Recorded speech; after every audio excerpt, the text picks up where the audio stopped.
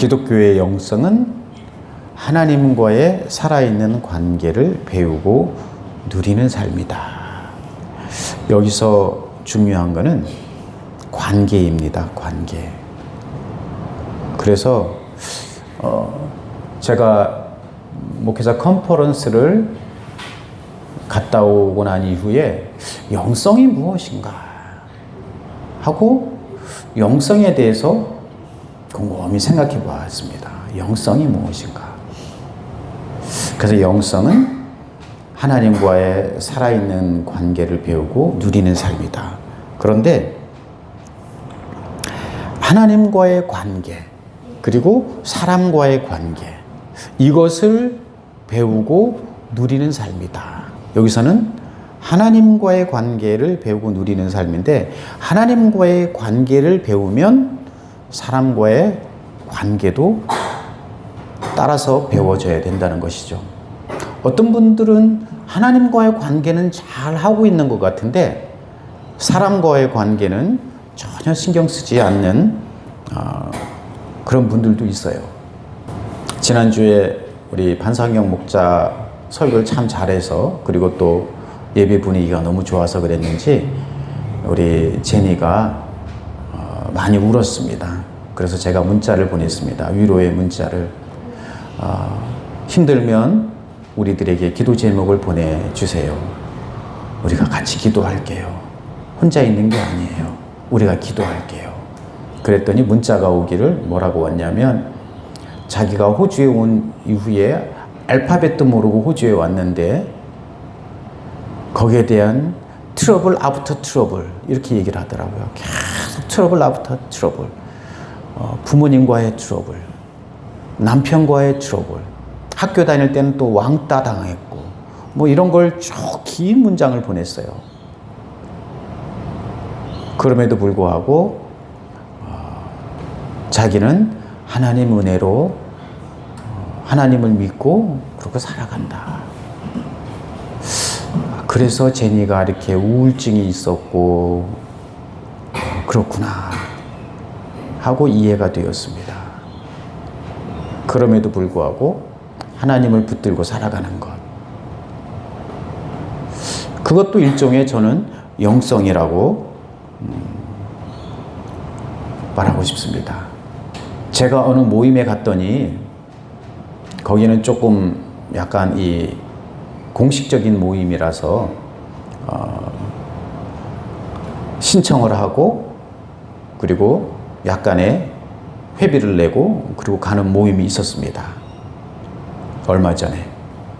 그랬더니 편말을 이렇게 이름을 쓴 거를 나눠줘요. 그리고 자기 앞에다가 자기 이름 편말을 이렇게 놓는 것입니다.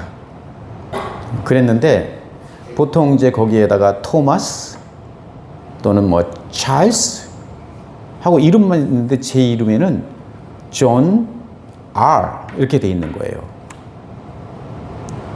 왜 그랬을까요? 존 리인데 그 리의 성의 첫 글자 이니셜 R이 붙어 있어요. 그래서 왜 나는 존 R입니까? 그랬더니 이 모임에 존이 5명인데 존만 써놓으면 이 존이 그 존인지 그 존이 이 존인지 모르기 때문에 존 R 그럼 이건 네 이름표라고 하는 거를 알려주는 거라고 얘기하더라고요.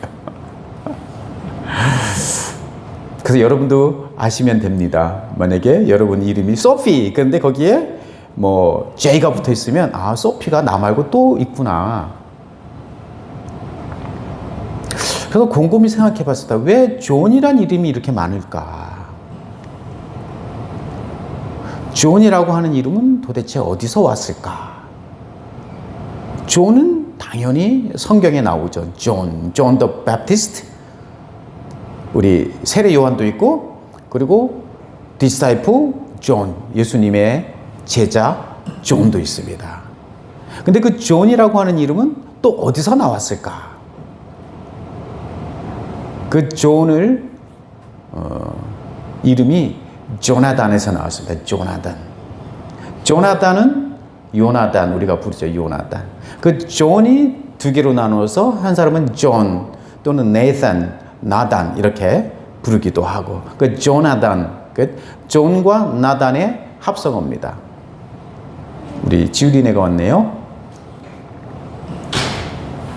그래서 조나단을 곰곰이 생각해 봤습니다.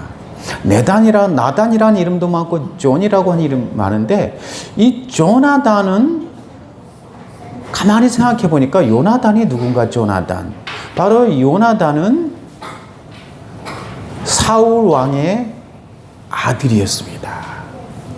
여러분도 잘 아시죠? 사울 왕의 아들이었습니다. 다윗이 이 사울 왕이 이끄는 이스라엘 군대가 블레셋과 전쟁을 할 때 골리앗이, 어마어마한 체구의 골리앗이 번쩍번쩍거리는 투구와 갑옷을 입고 배틀채 같은 칼과 창을 들고 이스라엘 백성들을 막 조롱을 했습니다. 너희 중에 나하고 대결을 해서 지는 사람이 종이 되는 것이다. 내가 지면 우리 모두가 너의 종이 되고, 너희 중에 한 사람이 나와 싸워서 지면 너희들은 우리의 종이 되는 것이다. 이렇게 했습니다. 그런데 그 무시무시한 체구와 그 강대한 그 체격을 보고 이스라엘 사람들이 하나님을 알고 하나님을 섬기는데 하나님을 생각을 못하는 것입니다. 그래서 벌벌 떠는 거예요.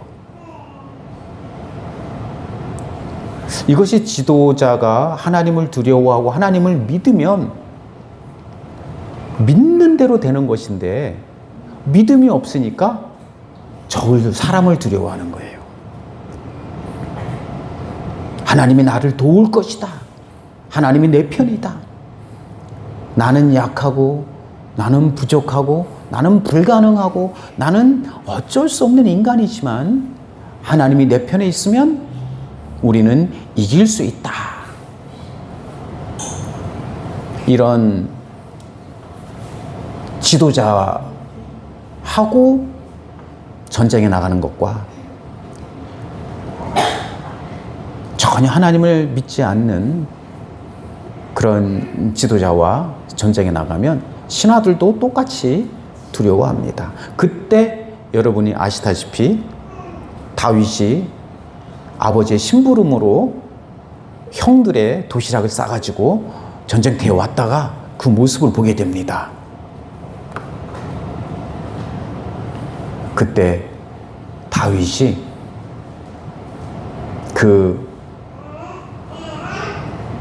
여러분이 아시다시피 여러 가지 긴 얘기가 있지만, 내가 나가서 싸우겠습니다. 그리고는 골리앗을 상대로 사람들이, 야, 너는 지금 어린애인데 어떻게 네가 이기려고 그러냐. 최소한 갑옷이라도 입고 가라. 갑옷을 입어보니까 너무 크고 무겁고 괜찮습니다. 그러면 나가면서 소리를 지르며, 너는 칼과 방패와 단창과 죽창을 창을 가지고 나왔지만 나는 하나님의 이름으로 나왔다. 그러면서 골리앗을 쓰러뜨립니다. 그리고는 골리앗의 칼을 빼서 그 목을 자르고 들고 왔습니다. 얼마나 놀랍습니까? 그때 사울은 정말 너무 기뻐하고 이런 게 아니라 은근히 두려워하는 거예요. 시기, 질투. 아니, 조그만 놈이 우리보다 더 잘하네? 작은 어린아이가 우리 군사들보다 더 잘하네? 나보다 더 잘하네?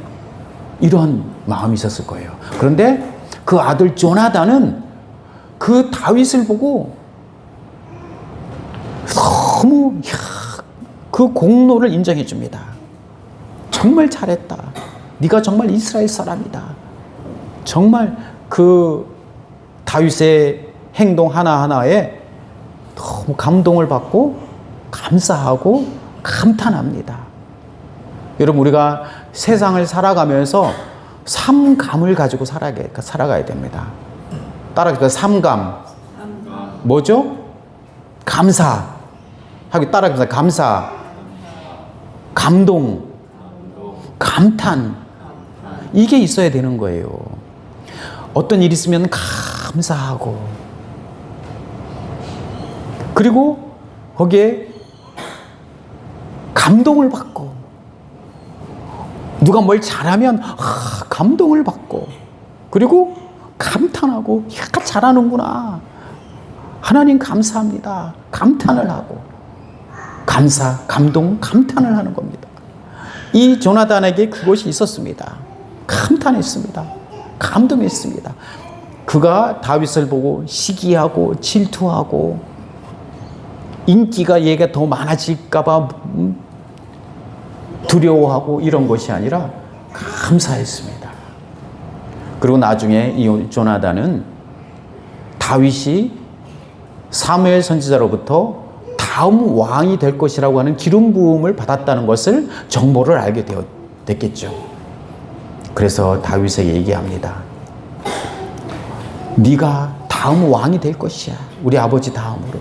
그리고 그 다음에 내가 할 수도 있을 거야. 그러나 너는 그 다음 왕이야. 그래서 둘이서 조나단의 아버지 사울은 다윗을 그렇게 죽이려고 합니다. 그 요나단이 아버지에게, 아버지, 다윗은 우리를 구원한 사람이에요. 골리앗에서 구원했고 전투에 나가면 항상 이겨서 우리 나라를 구한 애국자 아닙니까? 그러니까 오히려 이 창녀의 자식하고 오히려 소리를 욕을 하면서 네가 다윗이 살아있으면 너는 왕위를 이어받지 못해, 그러면서 거기에서 자기만을 바라보는 거예요. 자기만. 이 요나단이 얼마나 위대했습니까? 이 요나단이 다윗이 살 수 있도록 길을 열어주었고, 다윗을 살리려고 애를 썼고, 그래서 다윗이 살았습니다. 다윗은 다음 왕으로 기름을 부은 사람이기 때문에 분명히 죽지 않는 사람입니다. 그럼에도 불구하고 요나단은 끝까지 그를 살려주려고 애를 썼습니다. 그래서 다윗이 왕이 되자 위대한 나라가 되었고, 그 나라를 통해서 우리는 예수 그리스도가 오시는 그런 길이 열린 것이지 않습니까? 그래서 이 존이라고 하는 이 이름이 이렇게 많은 거예요. 나단이라고 하는 이름도 많습니다. 조나단. 한 사람의 요나단의 그 행위가 성경에 요나단을 찬양하고 요나단의 행위가 정말 훌륭하고 이런 기록은 없습니다. 그냥 요나단의 이야기만 있지만 사람들에게 이 요나단의 그 이야기는 뭉클한 감동으로 다가온 것이에요. 그러니까 그 이름이 유명해지고, 존이라고 하는 이름을 흔한 이름이야 이렇게 생각하면 그냥 흔한 이름이겠지만 유명한 이름이야. 제가 어떤 분에게 my name is John, 그냥 common name 그랬더니 어떤 분이 저에게 no 그러더라고요. famous name 이렇게 가르쳐 주는 거예요. 그래서 맞아, 그냥 common name이라고 생각하지 말고 유명한 이름이야, 그러니까 사람들이 많이 쓰는 거야, 이렇게 생각해야 되겠다. 여러분, 이것이 저는 영성이라고 생각합니다. 영성. 이것이 영성이라고 생각합니다.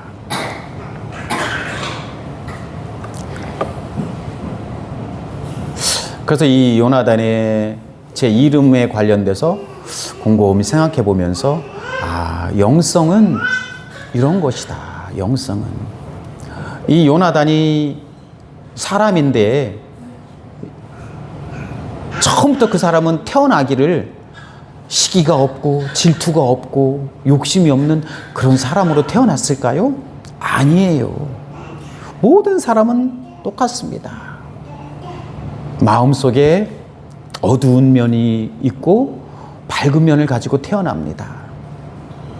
그런데 우리는 밝은 면을 자꾸 키우려고 해야 되고 밝은 쪽으로 자꾸 나가야 밝은 사람이 되고 그리고 다른 사람을 밝게 해주고 그 사람이 가면 주위가 환해지고 그 사람이 가면 혼탁한 그런 것도 맑아지는 그런 사람이 되는 거예요. 요나단도 마찬가지죠. 하나님과의 관계가 서 있고 그리고 그 안에서 사람과의 관계를 잘 만들어 나가는 그러한 사람이 영성 있는 사람이라고 영성 있는 사람입니다. 이해되시면 아멘 하시기 바랍니다. 그러니까 영성은 관계가 먼저 회복이 돼야 되고 그리고 성령이 여러분 이 성령님은 이 지구가 창조될 때부터 우주가 창조될 때부터 하나님의 성령이 수면에 운행하시니라. 그리고 성령 충만하여 이 구약의 선지자도 그렇고 예수님께서도 마지막은 성령을 받아라. 몇 날이 못 돼서 너희가 성령을 받을 것이다. 주님 가지 마세요. 가지 마세요. 부활하신 주님을 막 붙들고 늘어질 때 성령이 오시는 게 너에게 유익하다. 성령이 오시는 게 너에게 유익하다. 성령이 오셔서 너희를 말할 수 없는 탄식으로 기도해 주시고 너희를 인도해 주시고 깨닫게 해 주시고 모든 진리 가운데로 인도해 주신다 그랬습니다. 그러니까 모든 이 성경의 내용은 예수 그리스도에 관한 내용이지만 그 마지막은 성령이라는 것입니다. 성령의 내주하심. 그냥 성령님은 우리가 모셔도 되고 안 모셔도 되고 환영해도 되고 안 환영해도 그런 것이 아니라 성령으로 하지 않고는 신앙생활이 되지도 않고 성령으로 하지 않고는 그 사람의 인격도 변하지 않고 성령이 아니고는 아무것도 안 된다는 거예요. 그래서 사도들도 너희가 믿을 때 성령을 받았느냐 항상 물어봤습니다. 성령을 받아라. 그래서 오늘날도 그리스도인들 중에도 성령을 받은 사람, 성령이 없는 사람, 그러니까 성령을 받아야 됩니다. 성령을 받은 걸 어떻게 알죠? 성령을 받은 거를 성령을 받으면은요 그 사람이 변화된 것을 보면 알 수가 있습니다.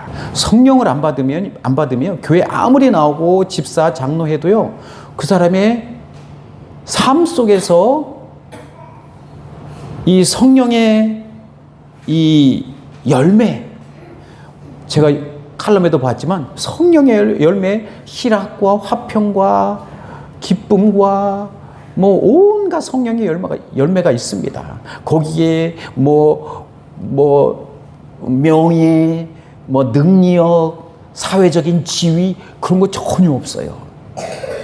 그래서 저 오늘 아침에도 짐을 이렇게 카트에 놓으면서 과연 이 성령의 열매를 줄여서 뭐라고 얘기할 수 있을까? 이런 마음이 부뜩 들더라고요. 아, 맞아. 성령은 기뻐하고 평안하고 좋은 관계를 유지하는 것. 그러면 그건 성령의 열매야.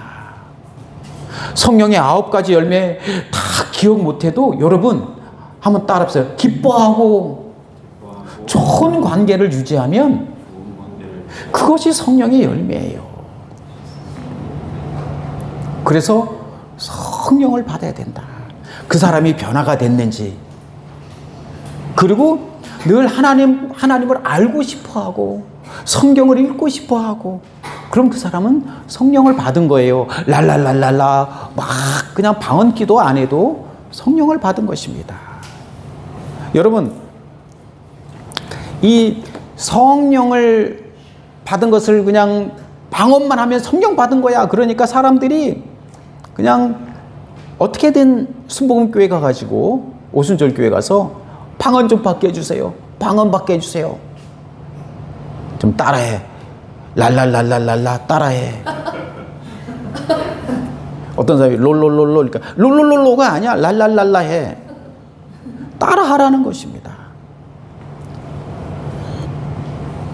어떤 목사님이, 그 사람은 저는 그런 분 참 처음 봤어요. 자기는 초등학교 6학년 때부터 목사님이 되고 싶었대. 야, 초등학교 6학년 때부터 목사님이 되고 싶은 사람이 다 있나? 중학교, 고등학교 때 되고 싶었다는 사람은 봤지만 그 사람은 너무나 목사님이 되고 싶어서 성경을 많이 읽었겠죠? 성령을 받아야 되겠다. 그래서 어릴 때부터 성령 집회 갔대요. 그래서 어떤 목사님이 막 뭐 귀신도 쫓고 막 성령이 막 임한다고 하는 그런 집회에 맨 앞자리 가서 앉았대요. 너무 사모하는 마음으로. 근데 그 강사님이 딱 보니까 제일 초등학생이 앞에 앉아 있네. 앞으로 나와. 그러니까 네? 그리고 앞으로 나갔대요. 그러더니 사람들이 그냥 구름같이 모여서 보고 있는데 손가락질 탁 자기를 가리키면서 쓰러진다, 쓰러진다, 쓰러진다, 쓰러져. 그런다는 거예요. 쓰러졌을까요? 안 쓰러졌을까요? 이 목사님은 강사님을 말똥말똥 쳐다보는 거예요. 그래서 자기를 가리키면 쓰러진다, 쓰러진다, 쓰러져. 그런데 계속 쳐다만 보니까 이 강사님 뭐라 그랬을까요? 이놈 봐라, 순종 안 하네.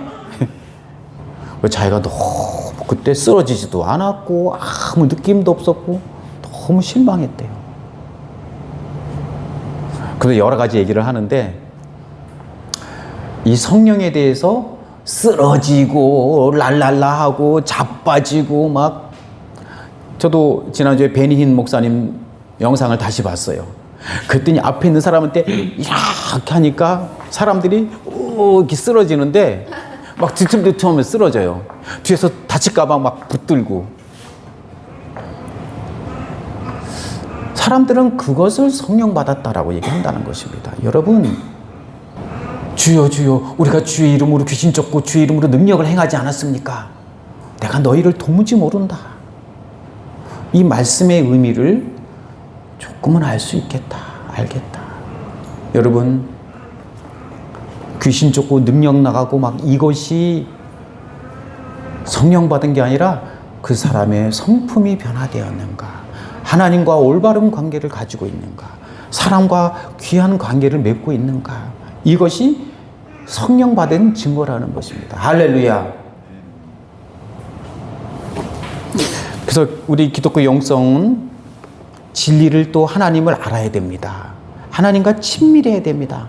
하나님께 순종해야 됩니다. 여러분, 진리만, 하나님 말씀만 많이 알면 차가워집니다. 또 너무 친밀하게만 하면 너무 주관적입니다. 아, 쟤는 나하고 친해. 나는 하고 자기 친밀함만 가지고 판단합니다. 너무 주관적이에요. 순종만 하면 지쳐요. 그래서 세 가지, 진리와 친밀한 관계, 그 순종을 다 해야 된다는 것입니다. 할렐루야. 우리 영성을 가꾸는 방법은 그래서 말씀을 묵상하고 또 깨어 기도하고, 영적 리듬은 뭐냐면 예배에 참여하고, 잘 참여하고, 소그룹 모임도 하고, 그리고 어울림 속에 같이 가야 된다는 것입니다. 이것이 영적 리듬입니다. 말씀 묵상하고.